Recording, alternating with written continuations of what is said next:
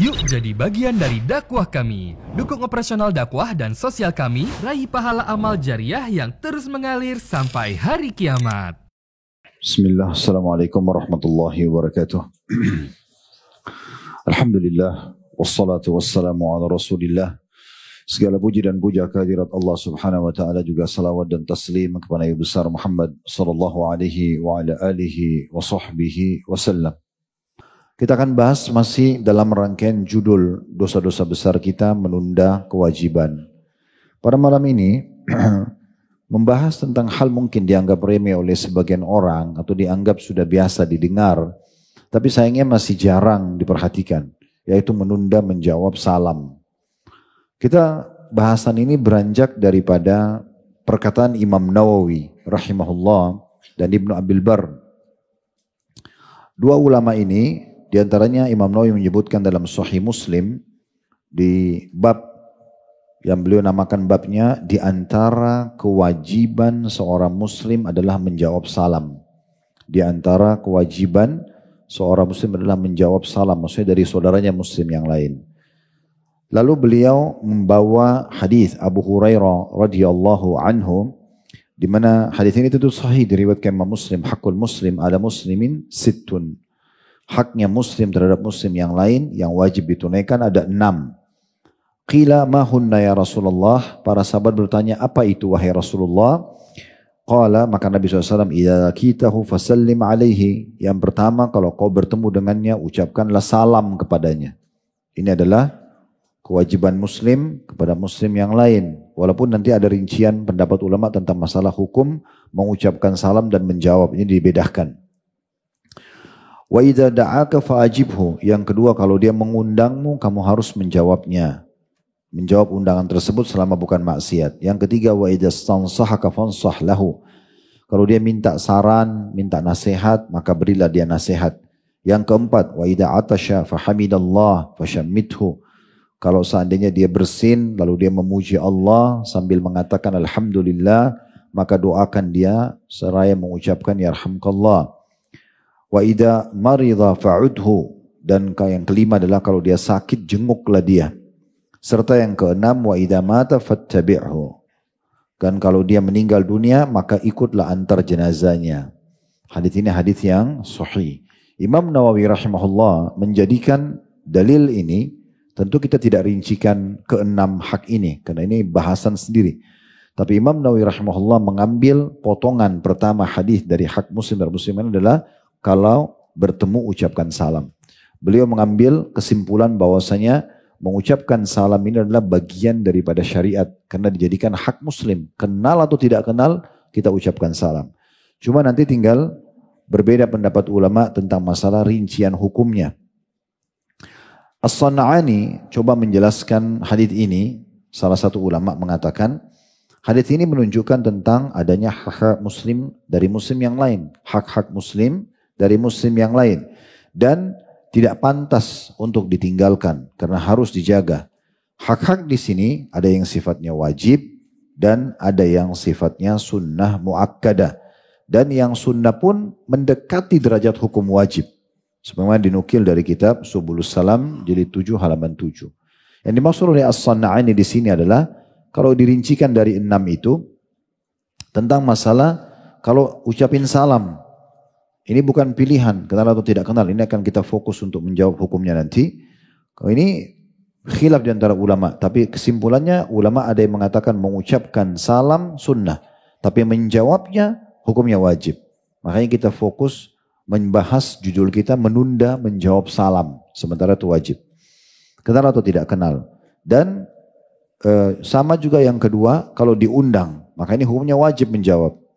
Tidak boleh kita menunda undangan seorang muslim kecuali ada dua keadaan. Yang pertama punya udzur syar'i, kita sakit, ada halangan bencana alam, ketiduran, tapi kita sudah sampaikan maaf kepada dia. Atau dalam undangan tersebut berbau maksiat kepada Allah. Nah itu boleh kita tidak hadir. Kemudian yang ketiga, kalau minta nasihat. Nah ini yang ulama lebih condong kepada pendapat sunnah muakkadah. Karena untuk memberikan nasihat pada orang, kita harus punya ilmu. Sekarang kalau ada yang nanya kepada antum, tolong nasihatin saya dalam pernikahan. Sementara antum sendiri belum menikah misalnya. Kan nggak mungkin. Nah di situ kita bisa tolak. Karena kalau dimasukkan dalam hukum kewajiban, berarti dosa kalau nggak berikan nasihat. Ya. Atau ada orang diminta nasihat pernikahan, tetapi dia sendiri gagal dalam rumah tangga. Misal dia bercerai. Kemudian dia merasa kalau dia sampaikan nasihat sepertinya tidak pantas. Nah di sini boleh dia menolak. Nah seperti itulah. Dan sekian banyak contoh-contoh. Saya bilang tadi saya tidak akan rincikan karena setiap hak ini akan butuh satu pertemuan khusus. Begitu juga dengan hukum masalah kalau dia memuji Allah. Kalau dia bersin sambil mengatakan Alhamdulillah. Apakah ini wajib atau sunnah muakkadah? Ini khilaf diantara ulama. Ada yang mewajibkan, ada yang mengatakan sunnah muakkadah. Terutama dia menjadi sunnah muakkadah atau gugur sudah tidak jadi kewajiban kalau sudah ada yang tashmid. Misalnya ada yang bersin di majelis seperti ini, Alhamdulillah dia bilang gitu. Ada satu dua orang yang jawab, yarhamkallah. Berarti sudah mewakili yang lainnya. Nah begitu juga dengan kalau sakit. Di sini apakah kita menjenguk orang sakit yang kita tidak kenal juga? Nah kalau dia diwajibkan, maka pasti rumah sakit akan penuh. Semua orang akan mengejar pahala itu. Ataukah khusus bagi orang yang dikenal saja? Oleh karena itu menjenguk orang sakit lebih umum kepada sunnah muakkadah. Bukan dikatakan kewajiban. Kalau antum tidak jenguk pun tidak berdosa. Ya, beda dengan hukum tadi menjawab salam. Nah begitu juga mengantar jenazah. Lebih kepada sunnah muakkadah walaupun itu hak muslim. Ya. Jadi kalau ada jenazah antum lagi sholat di masjid, sudah disolati terus diantar ke kuburan. Apakah kita harus mengikutinya? Kalau kita katakan hukumnya wajib berarti dosa kita kalau nggak antar di kuburan. Nah makanya hukumnya lebih kepada sunnah muakkadah. Nah ini tadi rincian daripada perkataan As-San'ani.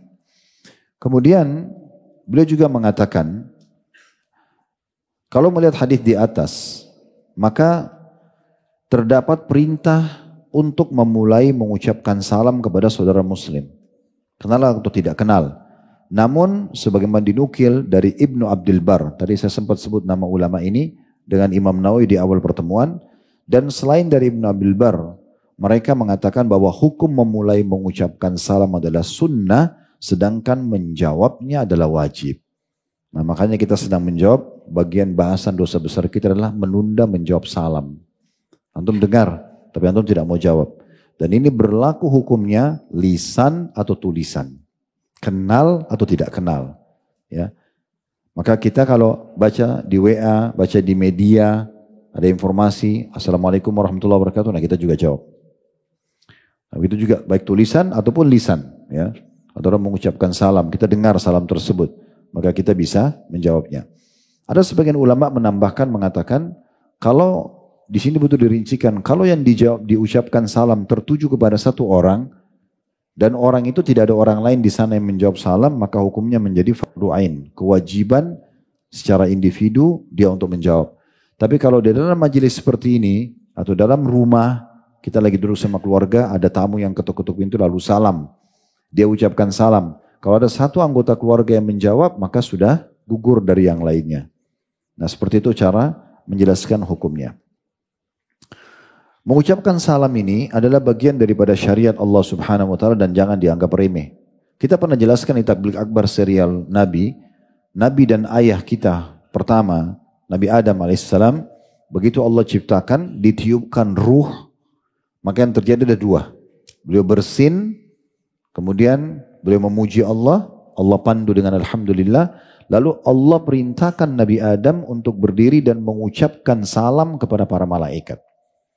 Ini berarti menandakan ucapin salam bukan main-main. Dan salam yang kita tahu, Assalamualaikum warahmatullah. Ini pernah kita jelaskan di beberapa riwayat sahih berhubungan dengan masalah itu. Dan para malaikat pun menjawab salam tersebut.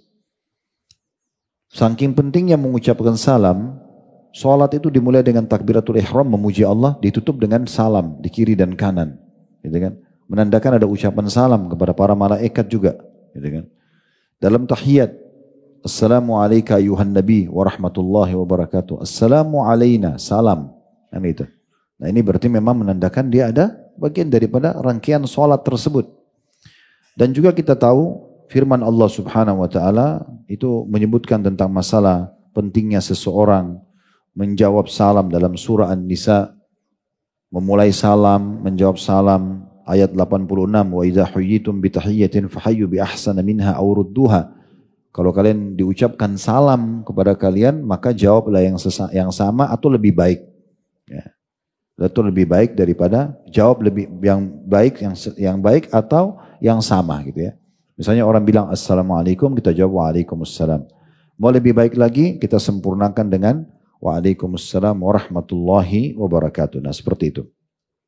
Baik, beranjak daripada pendapat-pendapat ulama berhubungan dengan masalah ini, maka kita sudah harus fahami hukum menjawab salam adalah wajib. Dan kalau satu kewajiban berarti tidak boleh ditunda. Tidak boleh ditunda. Lalu bagaimana hukumnya Ustaz? Kalau saya terima WA atau saya baca di media dalam bentuk tulisan, apakah saya wajib menjawab juga salam tersebut dengan tulisan? Jawabannya tidak.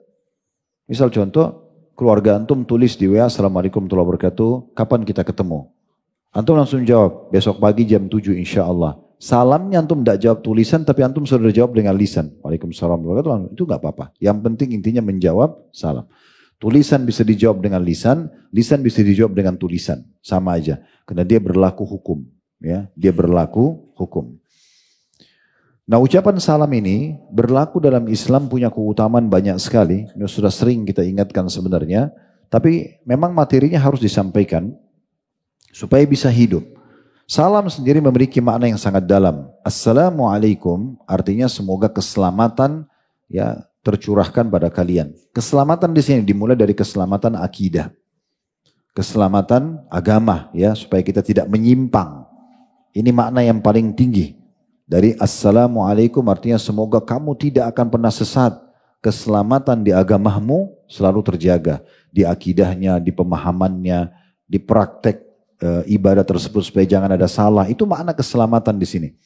Kemudian selamat juga dari segala macam mara bahaya, penyakit, bencana alam, ujian-ujian di dunia. Ya, itu semua masuk dalamnya. Kebangkrutan, usaha, permasalahan perceraian rumah tangga, anak-anak yang nakal, masuk semua. Karena keselamatan ini global. Berarti kita kalau ucapin sama saudara kita, Assalamualaikum, semoga kau selamat dari segala macam hal. Agamamu selamat, kehidupan duniamu selamat, segala macam selamat. Bukan cuma di sini, di akhirat pun kamu selamat. Semoga keselamatan dunia akhirat tercurahkan untukmu. Nah, ini dalam sekali maknanya. Oleh karena itu teman-teman, jangan pernah suami istri tulis WA atau telepon tanpa ngucapin salam. Jangan pernah teman sama teman ketemu, atasan sama bawahan, bawahan sama atasan. Atau bahkan nanti akan kita sebutkan adab-adabnya, orang tidak kita kenal pun di jalan kalau kita berpapasan kecuali kita ucapin salam. Kalau kita berada di wilayah yang mayoritas muslim kayak di Indonesia, maka kita bersangka baik, kita anggap dia muslim. Kecuali kita sudah tahu dia non muslim dan tidak hukum sendiri, kita akan jelaskan di akhir pertemuan kita. Tetapi kalau kita tidak tahu dia muslim atau tidak, tinggal lihat kita berada di daerah minoritas atau mayoritas. Kalau kita minoritas, kita paling sedikit orang-orang Islam, maka kita ambil hukum mungkin dia non-muslim, bisa kita tidak mulai salam. Tapi kalau kita berada di daerah mayoritas, kita bersangka baik. Sampai kita tahu dia non-muslim, baru kita tidak memulai salam. Dan di sini lebih condong pendapat ulama yang dimaksud adalah salam syar'i. Assalamualaikum warahmatullahi wabarakatuh, dia tidak boleh. Kalau ucapan selamat pagi, selamat sore, gak ada urusannya itu.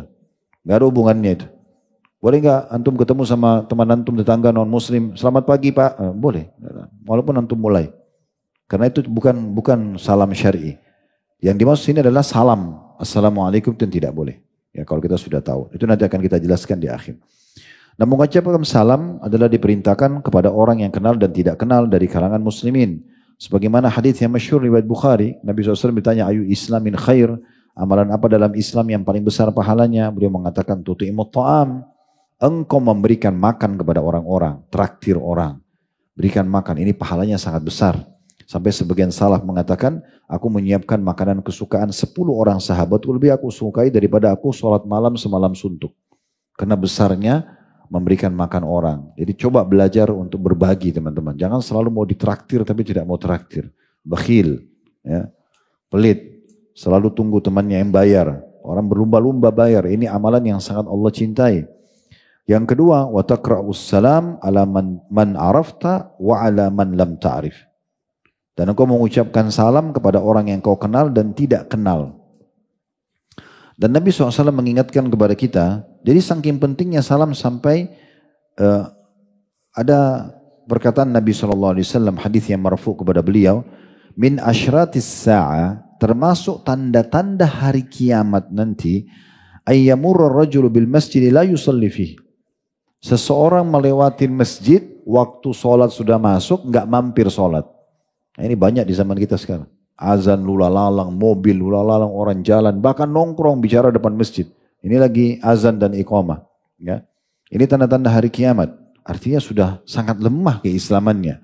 Dan yang kedua kata Nabi SAW, wa alla yusallima illa ala man ya'rifu. Dan dia tidak mengucapkan salam kecuali kepada orang yang dia kenal saja. Nah ini Nabi SAW ingatkan. Berarti tanda-tanda hari kiamat. Menandakan ucapin salam ini luar biasa. Sampai bisa menjadi tanda-tanda hari kiamat. Masalah bukan perkara kecil. Dan Abdullah bin Mas'ud berkata radhiyallahu anhu, innahu sayati 'alan nasi zamanun yakunu salamu fihi lil ma'rifah. Akan datang nanti waktu menjelang hari kiamat, nanti waktu di mana orang-orang hanya mengucapkan salam karena adanya perkenalan.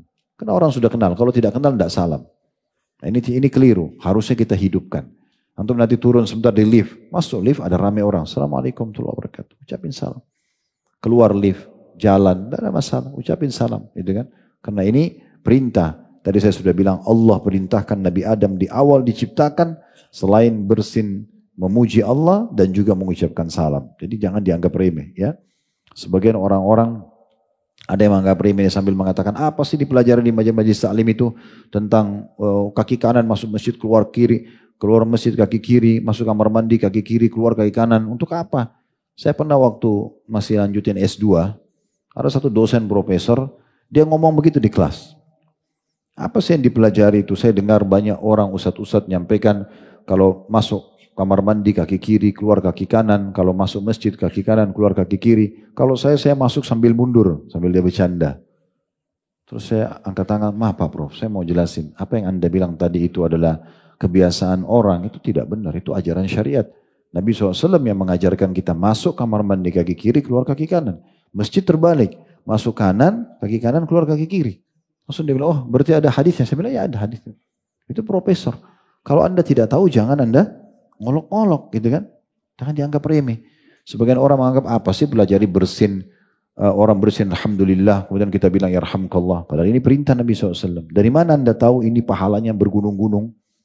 Kita tidak pernah tahu. Makanya Nabi SAW mengatakan la tahkiranna minal ma'rufi syai'a. Jangan pelit-pelit dengan satu kebaikan. Mungkin Anda anggap remeh tapi sebenarnya pahalanya besar. Di hari kiamat nanti teman-teman kita berharap dikembalikan ke dunia hanya untuk senyum dengan seorang muslim. Atau lisan kita mengucapkan satu kali alhamdulillah. Atau kita misalnya bersedekah dengan uang yang paling kecil kita miliki, mungkin 100 rupiah misalnya. Jadi amal-amal saleh jangan dianggap remeh. Ya. Dan dia sifatnya di hari kiamat hasil akumulasi. Akumulasi sholat, akumulasi puasa, akumulasi zikir. Jadi banyak nanti. Jangan dianggap oh satu kali aja saya nggak salam. Saya dia salam. Ya sudahlah. Tapi banyak nanti akumulasi dalam kehidupan kita. Sampai Abdullah bin Umar radhiyallahu anhu, ini kita jelaskan di serial sahabat kemarin ya. Bagaimana salah satu sifat ta'assi beliau, sukanya dan fanatiknya pada Nabi SAW, pada sunnah Nabi SAW, sampai beliau menerapkan salam ini, hanya keluar dari rumahnya ke ujung jalan kembali lagi untuk mengucapin salam kepada kaum muslimin. Saking dianggapnya besarnya pahala daripada ucapin salam. Ibnu Hajar berkata dalam Fathul Bari, di jilid 17 halaman 459, mengucapkan salam kepada orang yang tidak dikenal merupakan tanda ikhlas dalam beramal kepada Allah Subhanahu wa taala dan juga tanda tawadhu, merendah gitu kan. Dan menyebarkan salam merupakan syiar dari umat ini. Ini ciri khas kita ya. Kemudian juga ada hadis ada perkataan Ammar bin Yasir radhiyallahu anhuma. Ammar sahabat, Yasir ayahnya sahabat, kita mengatakan radhiyallahu anhuma. Beliau mengatakan, "Thalathun man jama'ahunna faqad jama'al iman." Siapa yang mengumpulkan 3 hal ini dalam dirinya, maka dia telah menyempurnakan keimanannya. Jadi kalau 3 hal ini ada pada diri seseorang, dianggap dia mukmin. Yang pertama, al-insafu min nafsihi, yaitu dia bagaimana berlaku adil terhadap dirinya sendiri. Berlaku adil terhadap dirinya sendiri. Maksudnya jangan dia sengaja bohong, jiwanya gejolak, nggak terima kebohongan itu. Dia tahu dia nipu orang, jiwanya gejolak, tapi dia coba lawan. Dia tidak adil terhadap dirinya. Dia harus jalan membela kebenaran yang ada dalam dirinya. Karena jiwa itu dasarnya menolak semua kebatilan. Dasarnya begitu. Makanya orang kalau mau bohong, biarpun jahat itu sebenarnya ada berat dalam jiwanya. Nah, dia harus adil di situ. Yang kedua, wabadlus salami lil alam.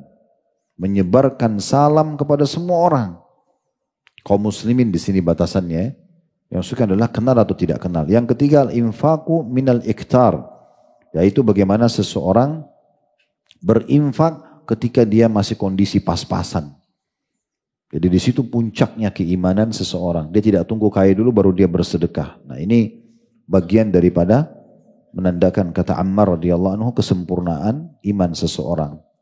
Dan Ibnu Hajar kembali menanggapi dalam Fathul Bari riwayat ini di jilid 1 halaman 46. Memulai mengucapkan salam menunjukkan akhlak yang mulia, tawadu atau rendah hati. Dan tidak juga merendahkan orang lain. Serta juga akan timbul persatuan dan kesatuan dan rasa cinta sesama muslim. Ya. Sampai saya pernah baca ada tulisan seorang orientalis ya, orang non muslim yang sengaja belajar Islam, itu pusatnya mereka di Kanada. Mereka ada yang hafal banyak ayat Al-Quran, banyak hafal hadis sejarah Nabi, sejarah Islam, tapi untuk mencari kelemahan Islam. Tapi mereka mengatakan ada hal kelebihan-kelebihan Islam yang tidak bisa kita sentuh, nggak bisa kita rusak gitu. Di antaranya adalah susah kita merusak persaudaraan di antara mereka. Karena setiap orang barat, dia bilang, kalau bertemu, barat ini maksudnya orang non-muslim yang mereka maksudkan. Kalau bertemu, yang ditanya, kamu dari negara mana? Tapi kalau seorang muslim, begitu dia tahu ini adalah saudaranya muslim, mungkin dengan ucapan salam, dia tidak tanya lagi negaranya di mana. Bahkan mereka masuk dalam sholat, sama-sama sholatnya, puasa sama-sama puasanya, sama-sama baca kitab Al-Qurannya. Jadi sama semua, standarisasinya ada. Dan Nabi SAW menyampaikan kepada kita saking pentingnya salam itu sampai menjadi penyebab masuk ke dalam surga. Penyebab masuk ke dalam surga. Dalam sebuah hadis riwayat Muslim, kata Nabi SAW, la tadkhulunal jannata hatta tu'minu. Kalian tidak akan pernah masuk ke dalam surga sampai kalian suka memberikan salam. Rutin ucapkan itu. Sampai kalian beriman. Maaf, saya keliru tadi. Kalian tidak akan masuk surga sampai kalian beriman. Itu dulu potongan pertama hadis. Wala tu'minu hatta tahabbu. Kalian tidak akan beriman sampai kalian saling mencintai. Awala adullukum ala syai'in idza fa'altumu tahabbtum afsyus salam bainakum. Mau enggak saya tunjukkan kepada kalian satu perkara yang kalau kalian kerjakan pasti kalian akan saling mencintai, yaitu sebarkan salam di antara kalian. Cinta di antara suami istri, cinta antara orang tua sama anak, anak ke orang tua, atasan sama bawahan, bawahan sama atasan, tetangga sama tetangga. Semuanya itu justru kena menghidupkan salam. Sekali sayang, kita tetangga baru nih, kita ucapin salam pada tetangga, Assalamualaikum warahmatullahi wabarakatuh misalnya. Orang begitu dengar salam, dia langsung merasa ada kedekatan. Ya. Nanti tinggal kenalan nama dan seterusnya. Tapi salam itu sudah membuka, ya, sudah membuka pintu. Jadi di sini kuncinya masuk surga harus beriman. Kita tidak akan beriman sampai kita saling mencintai sama muslim satu sama yang lain. Dan kunci untuk saling mencintai adalah menyebarkan salam di antara kita.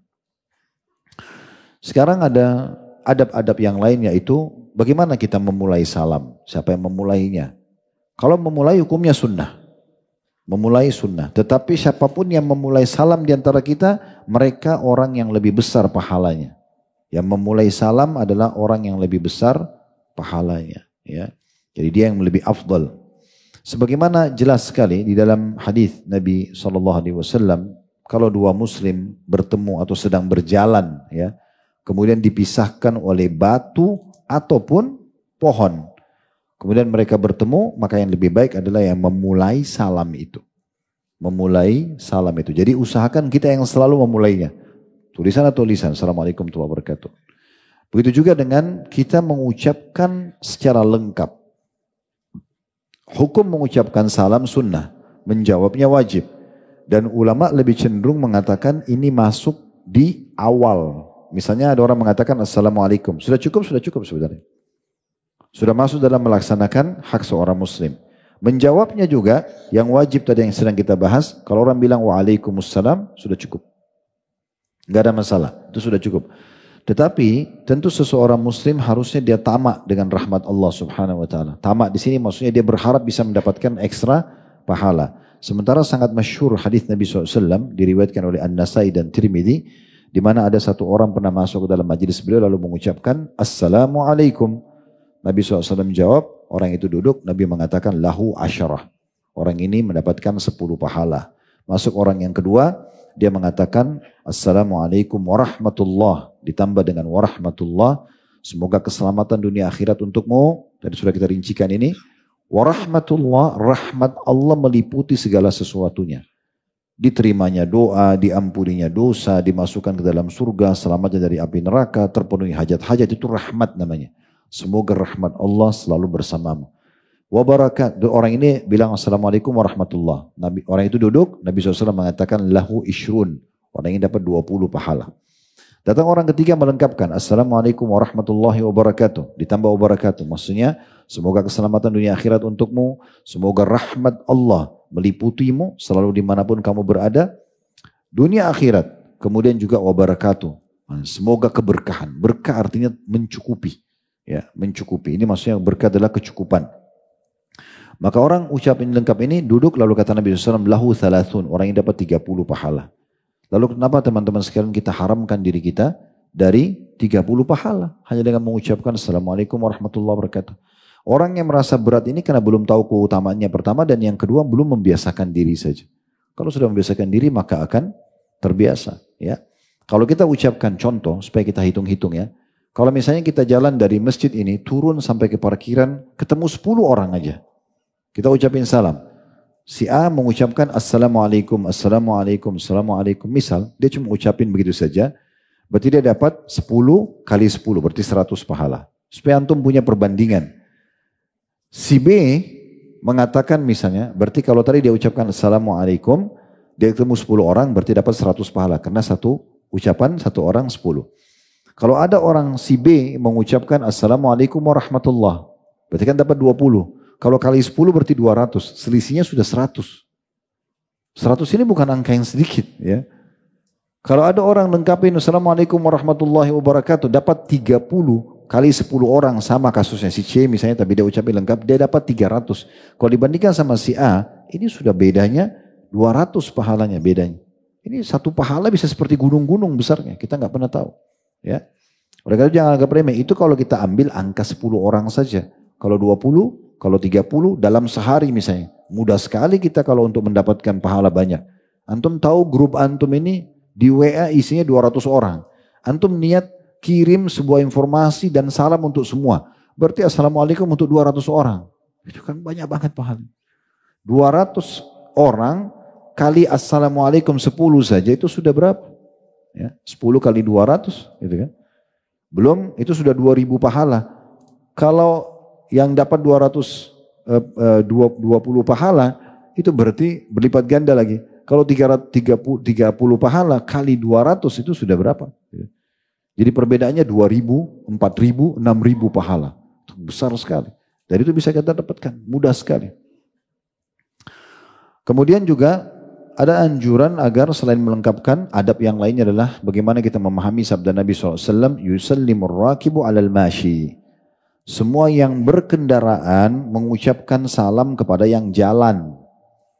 Nah, kalau kita di motor, di sepeda, di mobil, kita yang ucapin salam kepada orang yang jalan. Ya, kita salam sama tukang parkir, salam sama tempat yang akan kita bayar, misalnya parkiran itu, misalnya ya, tukang parkir yang keluarin mobil, motor, ataupun kita nanti di tempat pembayarannya. Atau kita antri akan membeli belanja bulanan, terus kita menuju ke kasir, kita ucapin salam, seterusnya lah. Ya. Sebenarnya biasanya kalau drive thru ya, kita belanja pakai mobil, biasanya begitu. Kemudian wal masyi alal qaid, orang yang berdiri terhadap orang yang duduk. Selama kita berdiri, kita yang ucapin salam pada orang yang duduk. Antum masuk masjid ada orang duduk, mereka sudah datang lebih dulu, kita ucapin salam. Kemudian wal qalilu alal katsir. Jumlah lebih sedikit kepada jumlah lebih banyak. 2 orang yang jalan mengucapkan salam pada 3 orang yang jalan. Hadis ini riwayat Bukhari Muslim. Dalam riwayat lain kata Nabi SAW, yusallimus saghiru alal kabir. Dan yang lebih muda mengucapkan kepada yang lebih tua. Yang lebih muda mengucapkan pada yang lebih tua. Wal marri 'alal qa'id, orang yang sedang lewat, orang yang duduk, misalnya kita lewat di jalan ada orang yang lagi nongkrong-nongkrong di jalan, nah kita ucapin salam. Wal qalilu 'alal katsir, dan yang sedikit kepada orang yang banyak. Hadis ini diriwayatkan oleh Bukhari. Ibnu Battal rahimahullah berkata, dari Al-Muhallab disyariatkannya orang yang muda mengucapkan kepada orang yang lebih tua agar menghormati orang yang lebih tua. Walaupun misalnya orang yang lebih tua, lebih muda ini lebih punya kedudukan. Islam tidak melihat lagi kedudukan dunianya. Tetapi di sini kalau dia lebih muda, dia ngucapin salam. Dan Nabi SAW sudah mengatakan dalam banyak hadis beliau, yang beliau mengatakan kabir, dahulukan orang yang lebih dituakan. Ya. Tadi riwayat yang tentang masalah kalau dua orang muslim yang mengucapkan salam yang lebih afdal yang memulai itu, ada juga riwayat al-masyiyani idza ijtama'a fa ayyuhuma bada' bis salam fa huwa afdal. Dua orang muslim yang sedang berjalan atau bertemu, maka yang memulai salam itu lebih afdal di sisi Allah Subhanahu wa taala.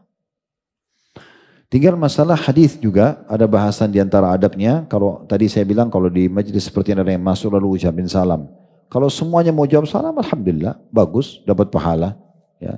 Dan tidak harus kita dengan suara keras. Yang penting kita sudah, ya, orang yang ucapin salam tahu kalau sudah terjawab. Tapi kalau ada satu orang yang menjawab, berarti sudah mewakili.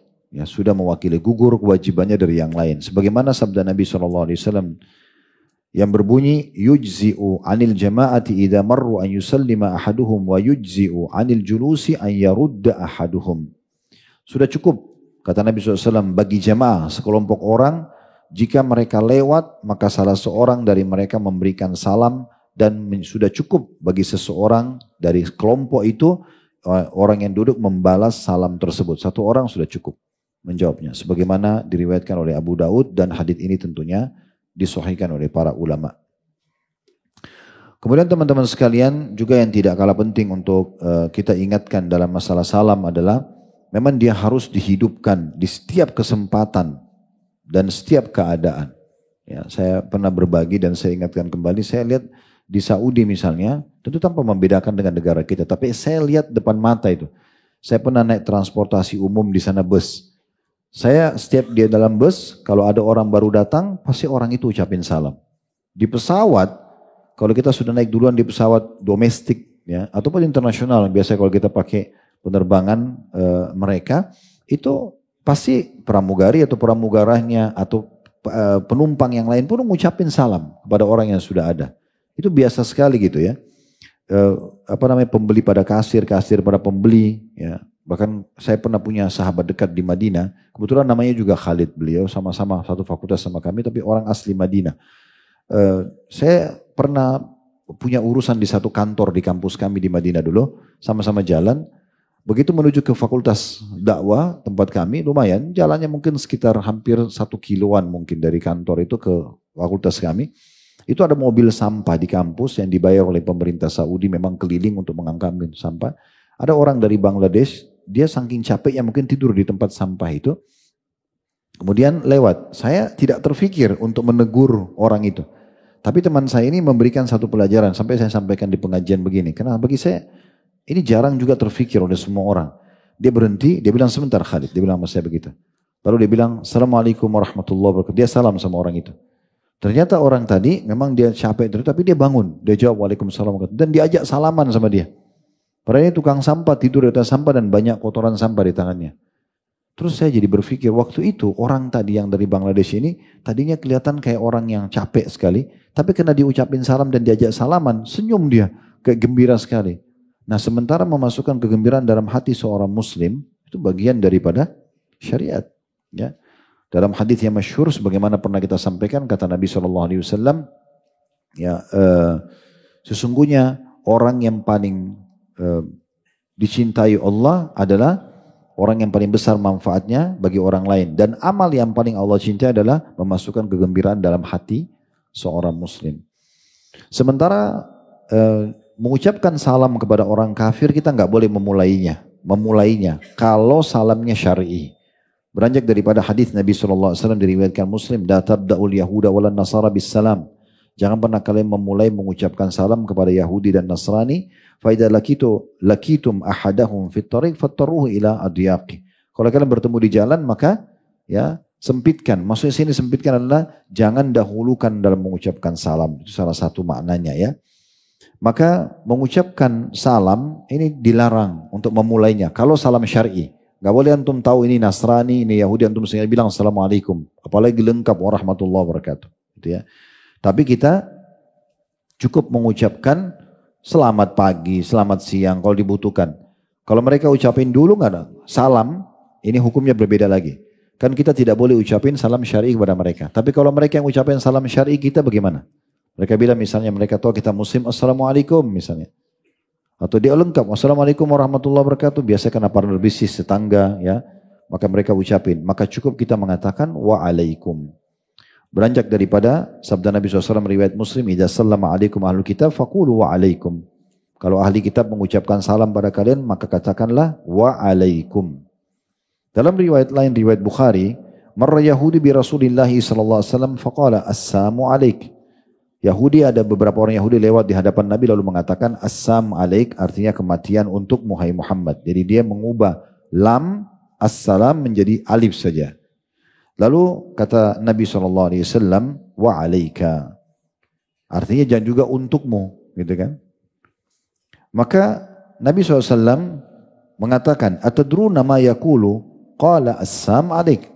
Apa kalian dengar, kata Nabi kepada para sahabat, apakah kalian dengar apa yang dia ucapkan? Dia bilang assam alaik. Maksudnya kematian untukmu. Qalu, maka para sahabat mengatakannya Rasulullah, ala naqtulah. Wah Rasulullah, kita bunuh aja Yahudi ini. Ya, kata para sahabat kita bunuh saja dia. Qala la, jangan. Bukan hanya dengan begitu langsung main bunuh-bunuh dalam Islam, bukan begitu. Padahal dia sudah doakan keburukan untuk Nabi SAW. Belum beliau mengatakan, idza sallama alaikum ahlul kitab faqulu alaikum. Kalau ahli kitab salam kepada kalian, ucapkanlah ya wa alaikum. Itu saja.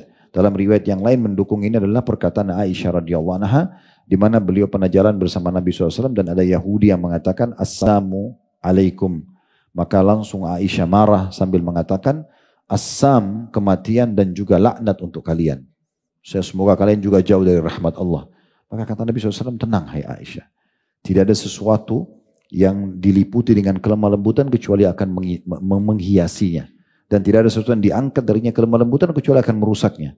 Maka Aisyah mengatakan, ya Rasulullah, tidakkah anda dengar apa yang mereka bilang? Mereka bilang assam kematian. Kata Nabi SAW, tidakkah kau dengar apa yang aku jawab? Aku sudah bilang wa'alaikum. Ketahuilah doa mereka kepada Allah untuk kita tidak diterima. Doa kita kepada Allah untuk mereka diterima. Jadi kalau mereka bilang semoga kau mati hai muslim, tidak diterima sama Allah. Tapi kalau kita bilang wa'alaikum, kalau dia mendoakan keburukan dan untuk kalian itu bisa diterima sama Allah. Oleh karena itu kita dalam Islam diajarkan adab-adab seperti ini. Hanya saja mungkin sebagai penutup jangan sampai ucapin salam di WC ya, dihindari, termasuk tulisan ya. Misalnya antum lagi di kloset, ada kadang-kadang duduk orang pegang handphone ya. Dia jawab WA, jangan jawab salam. Karena tulisan sama lisan sama hukumnya. Sama saja antum kalau lagi jawab WA waalaikumsalam misalnya, maka sama saja antum dengan lisan sama antum bilang waalaikumsalam, itu nggak mungkin ya. Jadi nggak boleh diucapin, hukumnya sama. Dan juga sebagian ulama mengatakan dianjurkan dan lebih baik adabnya karena salam ini mulia diucapkan sempurna, tulis juga sempurna. Nggak usah ASS. Udah tambah saja assalamualaikum, gitu kan, lebih bagus. Karena ASS orang tidak tahu itu. Walaupun ada sebagian orang bilang mungkin orang bisa paham itu maksudnya assalamualaikum, tapi bisa saja dia tidak tahu, ya. Ada pernah sebagian teman-teman dai berkumpul sambil bicara, saya juga ada di situ. Mereka bahas tentang masalah, ada sebagian jemaah kalau nulis semuanya serba ringkasan. Jadi dia bilang, anak nggak ngerti apa yang mereka tanya. Jadi anak juga jawab dengan ringkasan. Udah, nggak ngerti juga deh sama-sama gitu. Tapi itu sambil bercanda ya. Jadi lebih baik ditulis sempurna. Mudah-mudahan dengan kita tulis sempurna, mungkin beda juga pahalanya gitu ya. Allahu a'lam.